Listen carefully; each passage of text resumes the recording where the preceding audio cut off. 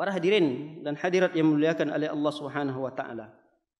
Di hadis ini juga mengumpulkan kepada kita atau memberikan pelajaran kepada kita bahwa kita meminta kepada Allah agar cinta kita kepada Allah itu lebih besar, lebih lezat, lebih agung daripada kecintaan kita terhadap diri kita sendiri dan terhadap keluarga kita.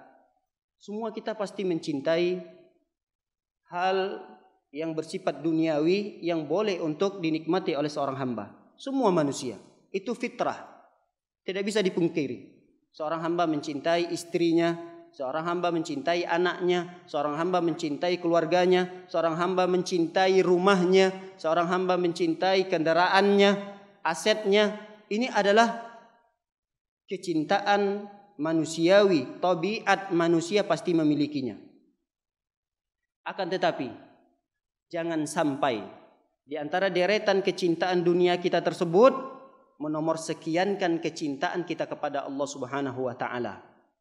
Karena kapan tibanya seorang hamba meletakkan kecintaan Allah di urutan yang nomor kesekiannya, maka Allah akan jadikan di dalam kehidupannya kesedihan, gundah gulana, kegalauan, was-was.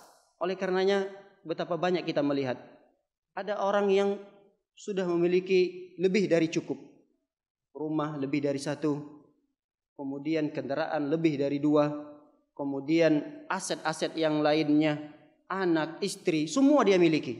Tapi banyak juga kita melihat mereka tidak bahagia.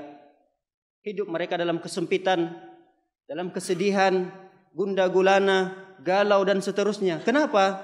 Karena kecintaan mereka terhadap dunia tersebut melebihi kecintaannya terhadap Allah Subhanahu wa taala.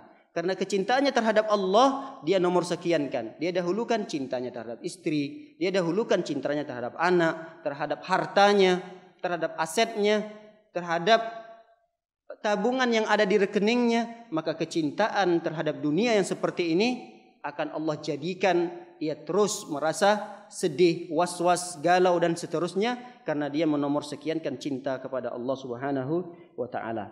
Para hadirin dimuliakan oleh Allah Subhanahu wa taala, bahkan Allah mengancam orang-orang yang menomorsekiankan cinta kepada Allah Subhanahu wa taala. Artinya dia kedepankan cinta kepada keluarganya, dia kedepankan cinta kepada harta bendanya, barulah dia sekiankan kecintaannya kepada Allah Subhanahu wa taala. Orang yang seperti ini akan diancam oleh Allah Subhanahu wa taala. Lihat di dalam surah At-Taubah ayat yang ke-24, Allah Subhanahu wa taala menjelaskan